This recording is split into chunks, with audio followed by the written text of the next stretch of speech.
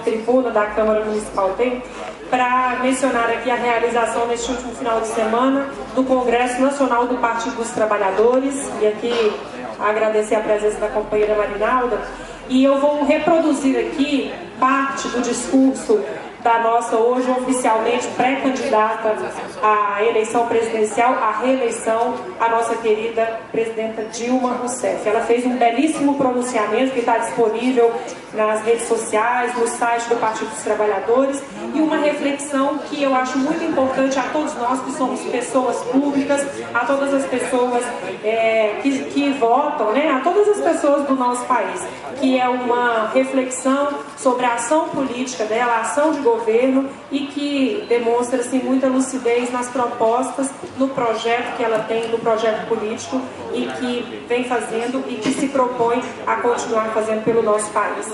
Então, eu quero dedicar todos os créditos aqui, esse meu pronunciamento, ao discurso da presidenta Dilma, que foi o discurso que ela fez. Ela iniciou fazendo uma menção aqui ao presidente Lula, dizendo da seguinte forma: presidente Lula, foi o compromisso com o povo brasileiro que nos uniu, e esse compromisso é inquebrantável. Quando você assumiu a presidência, o Brasil era um. Quando a deixou, o Brasil era outro, completamente diferente e muito melhor. Assim, quando o sucedi na presidência, tinha a tarefa hercúlea de suceder não um presidente, mas uma verdadeira lenda, que é, né, o presidente Lula hoje, com certeza reconhecido no mundo inteiro. Ela disse ainda, com todas as dificuldades, né, de assumir e o peso de assumir a gestão de um país, disse o seguinte: a faixa não pesou porque sabia que tinha ao meu lado o povo do Brasil, como Lula teve. Dezenas de milhões de brasileiros a tornaram leve. Tivemos também o apoio imprescindível dos partidos aliados. Essa coalizão foi fundamental para a governabilidade. E tivemos, sobretudo, essa incrível e corajosa militância do Partido dos Trabalhadores, que nunca nos abandonou. Mas quando assumiu o governo, o mundo era um. Pouco tempo depois, o mundo era outro. A crise econômica e financeira internacional ameaçou não apenas a estabilidade das maiores economias, mas boa parte do sistema político e econômico mundiais. Porém, o Brasil, dessa vez, não se rendeu, não se abateu, nem se ajoelhou. O Brasil soube defender, como poucos, o mais importante: o emprego e o salário do trabalhador. E foi o país que melhor venceu essa batalha. Dessa vez, nós nos recusamos a fazer o que se fazia no passado. Enfrentamos a crise apostando no futuro do Brasil, apostando na força do nosso povo. Por isso, temos sido o país que mais está vencendo a luta contra a miséria e reduzindo a desigualdade. O país que consolidou o maior programa de habitação popular do nosso continente, o que implantou o maior programa de educação profissional de nossa história, o que levou médicos a todos os municípios brasileiros, e aqui eu faço um parênteses ao município de Luziânia, que hoje, graças ao programa Mais Médicos, todos os postos de saúde da família do nosso município têm atendimento, e as comunidades estão vivendo uma revolução na saúde preventiva do nosso país, graças ao programa Mais Médicos. O que melhorou o governo, que melhorou a qualidade do ensino em todos os níveis e acelerou os avanços de nossa infraestrutura física e social. Porque o Brasil, dessa vez, não se rendeu e nem se ajoelhou, porque nos recusamos a fazer o que se fazia no passado. No passado, que a nossa oposição tanto defende, o Brasil se defendia das crises arrochando o salário dos trabalhadores, aumentando as taxas de juros a níveis estratosféricos, aumentando o desemprego, diminuindo o crescimento, vendendo o patrimônio público. E não se contentavam em vender o patrimônio do Brasil, alienavam com essa política desastrosa o futuro do país. Dessa vez, ampliando o que já fazíamos desde o governo Lula, enfrentamos a crise apostando no futuro do Brasil, apostando na força do nosso povo. Conseguimos criar 4.800.000 empregos em meu governo. Junto com os 8 anos de Lula, temos um recorde de mais de 20 milhões com carteira assinada. Enquanto os outros países desempregavam, e é isso que está acontecendo hoje, inclusive na Europa e em países considerados ricos, aqui no Brasil se abrem vagas de trabalho. Foi por fazer diferente do passado que também elevamos o poder de compra do trabalhador e da classe média. Nos últimos 11 anos, o salário do trabalhador teve um ganho real acima de 70%, algo histórico também do nosso país. E essa política, que alguns tanto combatem, vai continuar, tenham certeza. Por isso que criamos uma nova e gigantesca classe média no Brasil. 42 milhões de brasileiros entraram pela porta da frente no mercado de trabalho e de consumo. Foi por isso que Lula e eu fizemos uma verdadeira revolução social no Brasil, retirando 36 milhões de brasileiros da extrema pobreza. Inclusive, essa é uma ação hoje reconhecida no mundo inteiro, inclusive pela ONU, a Organização das Nações Unidas, pela atitude, uma ação de governo iniciada no governo do presidente Lula e continuada agora no governo da presidenta Dilma. E fizemos muito mais. Implantamos um amplo programa de investimentos públicos. O Minha Casa Minha Vida já construiu cerca de 1.650.000 lares para brasileiros pobres, realizando o sonho da casa própria para muita gente, inclusive na zona rural, como eu mencionei aqui hoje, chegando esse benefício aqui às comunidades rurais do nosso município de Luciano. Com o Pacto pela Mobilidade Urbana, já estamos investindo 143 bilhões que estão melhorando o transporte e o trânsito nas grandes cidades. É o caso aqui do BRT aqui no Distrito Federal, que vai chegar aqui também na nossa região, né, na região metropolitana. Essa é uma luta que a gente tem feito. O governador Agnello já demonstrou, né, o seu apoio, e também o governo federal. E nós estamos aí trabalhando para que esse BRT também chegue aqui.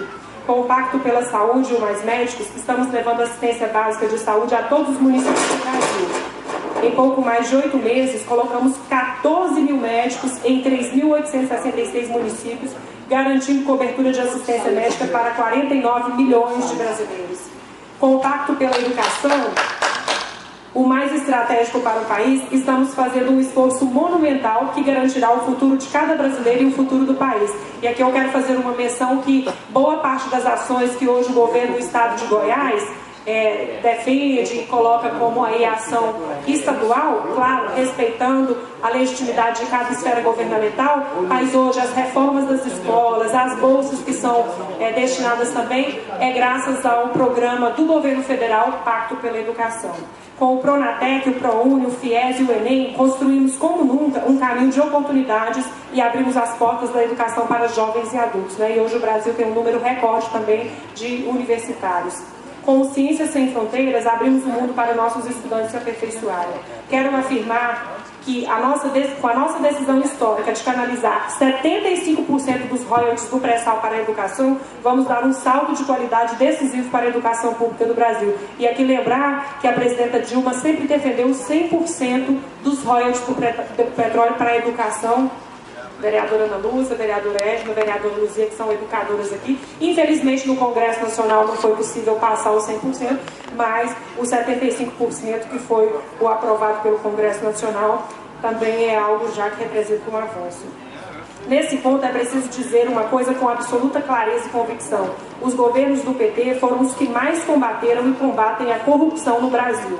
Antes de nós, a corrupção era muitas vezes varrida para baixo do tapete, como a gente sabe. Engavetava-se muito, investigava-se muito pouco. Agora que as gavetas foram abertas, tudo aparece e tudo é investigado. Hoje todo mundo reconhece que a Polícia Federal nunca teve tanta autonomia. Foi criada a Controladoria Geral da União, que também tem autonomia e que nada é escondido, doa a quem doer.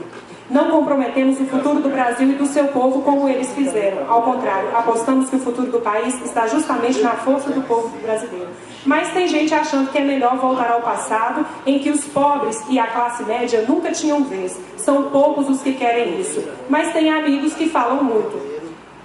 Tem gente que acha, por exemplo, que o salário mínimo está muito alto, que é preciso reduzi-lo. Tem gente que acha que o desemprego está muito baixo e que é hora de aumentá-lo, que o trabalhador brasileiro está ganhando demais, que é hora de voltar a arrochar os salários. Tem gente que acha que está na hora do Brasil voltar a ter taxas de juros estratosféricos do passado, para atrair investimentos especulativos, facilitar a vida dos rentistas e dificultar o crescimento e a produção do Brasil. Tem gente que acha que é preciso acabar com o programa de cotas para afrodescendentes nas universidades, como já tentaram acabar com o ProUni. Com a desculpa de defender a meritocracia, eles defendem, na realidade, uma universidade para ricos e brancos. Há forças políticas que detestam ainda mais os programas que tiram as pessoas da miséria. Afinal, eles nunca se preocuparam com os pobres deste país, com a distribuição de renda, com a superação da miséria. Mas essa é a nossa marca, é a nossa história. Enfim, minha gente, tem gente que acha que o Brasil do futuro está no passado injusto e atrasado, no passado do arroz. Para completar, senhor presidente, só mais um minuto. para finalizar, no passado do arroxo, do desemprego, do apagão, do FMI, da Universidade para Poucos, do rentismo, da venda do patrimônio público. E aqui, já finalizando, a presidenta Dilma disse o seguinte: quero dar uma palavra sobre a Copa. Ela vai ser um sucesso. Quero transmitir a vocês um comentário feito para mim. É engraçado, a gente adora futebol, somos o país do futebol, a gente acompanha todas as Copas, torcendo e se diverte com isso. Agora que é aqui no Brasil, não podemos aproveitar, por quê? Porque a política não deixa. Fica todo mundo criticando, falando mal da Copa. É hora de avançarmos para as reformas profundas que o Brasil tanto precisa. Isso começa com a reforma política, porque sem ela não construiremos a sociedade que o Brasil, do futuro que o Brasil quer ver acontecer. Só para finalizar, vereador, e depois eu vou abrir uma parte, o último parágrafo aqui que eu vou ler. Os nossos governos estão promovendo uma verdadeira transformação social no país e isso criou as bases cidadãs para a promoção de uma transformação democrática e política no Brasil.